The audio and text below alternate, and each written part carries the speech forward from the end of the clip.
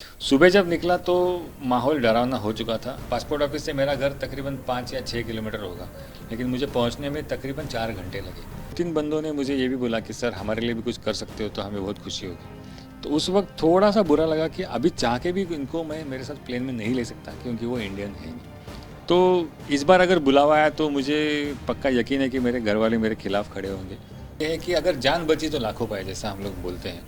तो उनका ये मानना होगा कि अगर मैं ये मुल्क से सही सलामत बाहर निकल पड़ा तो मैं दूसरे देश में शरणार्थी के रूप में जा सकता हूँ। माँ अपने बेटे की नजर उतार रही है, बीवी अपने पति की आरती उतार रही है और बच्चे अपने पिता के आने पर खुश हैं। और खुश हो भी क्यों ना, ये शख्स तालिबानियों के शिकंजे से छूटकर मुश्किल से वापस आए हैं। नाम है डॉक्टर पराग रबड़े। डॉक्टर पराग और उनके परिवार के लिए पिछले 3 से 4 दिन मुश्किल भरे रहे हैं। 15 अगस्त को तालिबान ने अफगानिस्तान पर पूरी तरह से कब्जा कर लिया, जिसके बाद हर देश अपने अपने नागरिकों को वापस बुलाने के तमाम प्रयास कर रहा है। भारत ने अपने राजनयिकों के अलावा तमाम अफगानिस्तान में फंसे नागरिकों को वापस बुलाने का अभियान चलाया, जिसमें सोशल मीडिया की मदद से डॉक्टर पराग रबड़े को मदद मिल पाई। सिचुएशन तो काफ़ी खौफनाक थी, लेकिन जब तक मेरी मुलाकात किसी और आदमी से नहीं होती तब तक ये कहना मुमकिन था नहीं कि मैं अंदर जाऊंगा या नहीं जाऊंगा। तो उस सिचुएशन में मेरा एक विचार था कि अगर मैं इंडिया में किसी को इत्तला करूं कि मुझे अंदर तो बुलाए एटलीस्ट थ्रू एनी सोर्सेज, तो उसके कारण मैंने एक वो छोटा वीडियो बनाया था। और तब तक मेरा बहनोई, मेरे वाइफ का भाई, मेरे काफ़ी दोस्त इंडिया से काफ़ी जगह तक हालचाल कर चुके थे। एक्सटर्नल अफेयर्स मिनिस्ट्री तक पहुंच चुके थे, और स्टेट मिनिस्टर जो है एक्सटर्नल अफेयर्स मीनाक्षी लेखी जी, उन तक पहुंच चुके थे। कोई बंदे एक्टिविस्ट तक जाके सोशल मीडिया पे मेरे ट्वीटर्स कर रहे थे।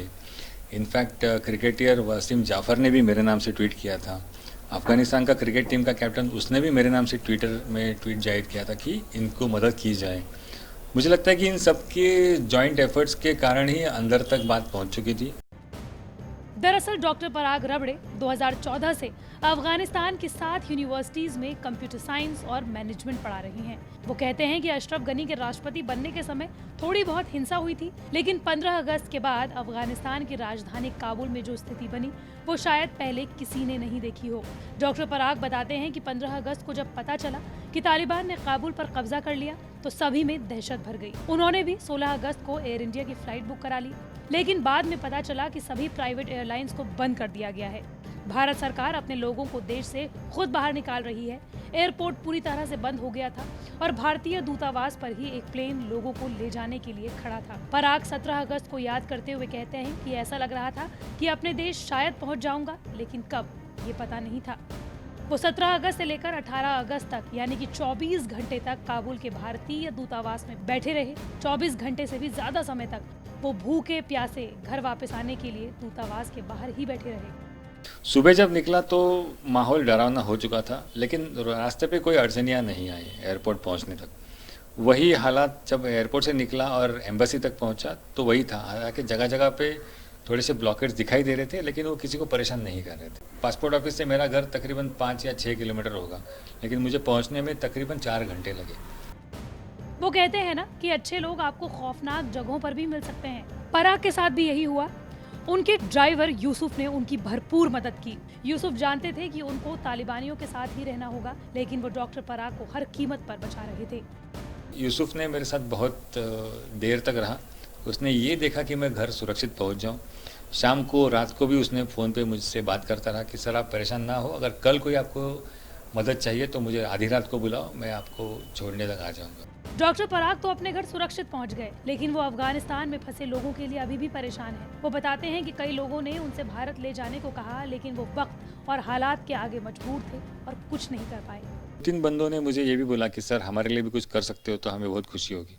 तो उस वक्त थोड़ा सा बुरा लगा कि अभी चाह के भी इनको मैं मेरे साथ प्लेन में नहीं ले सकता, क्योंकि वो इंडियन है नहीं। तालिबान ने अफगानिस्तान में 1996 से लेकर 2001 तक कितना आतंक मचाया होगा, इसका अंदाजा इसी बात से लगाया जा सकता है कि काबुल एयरपोर्ट पर लोग हवाई जहाज से चिपक गए। कई लोगों की मौत हो गई।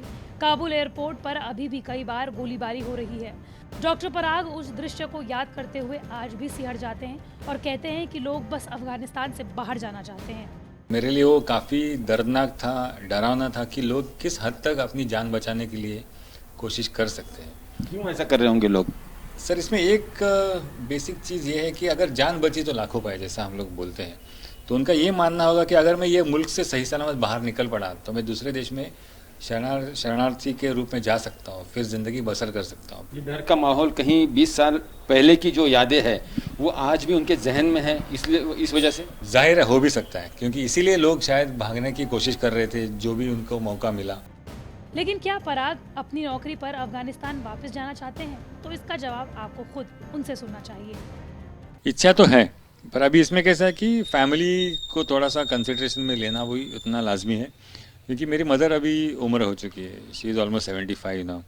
मेरे बच्चे बड़े हो रहे, तो उनके मन में भी डर लगता है कि मेरे पापा ऐसे कंट्री में क्यों काम करेंगे जहाँ पे माहौल इतना अच्छा नहीं है। तो इस बार अगर बुलावा आया तो मुझे पक्का यकीन है कि मेरे घर वाले मेरे खिलाफ खड़े होंगे। और इसकी सबसे बड़ी वजह यह है कि हाल ही के सालों में अफगानिस्तान की यूनिवर्सिटीज में छात्र और छात्राओं की संख्या बढ़ने लगी थी। वो बताते हैं कि 2014 में कॉलेज में महिला स्टूडेंट्स की संख्या सिर्फ 28 से 29% थी, लेकिन 2020 आते आते ये प्रतिशत बढ़कर 49% हो गया था। लेकिन अब अफगानिस्तान में हालात तेजी से बदलते जा रहे हैं, जिसकी वजह से डॉक्टर पराग आज भी अफगानिस्तान के लोगों के लिए परेशान हो रहे हैं। बहरहाल पराग तो अपने देश वापस आ गए हैं, उनका परिवार खुश है, लेकिन पराग आज भी अफगानिस्तान वापस अपने स्टूडेंट्स को पढ़ाने जाना चाहते हैं।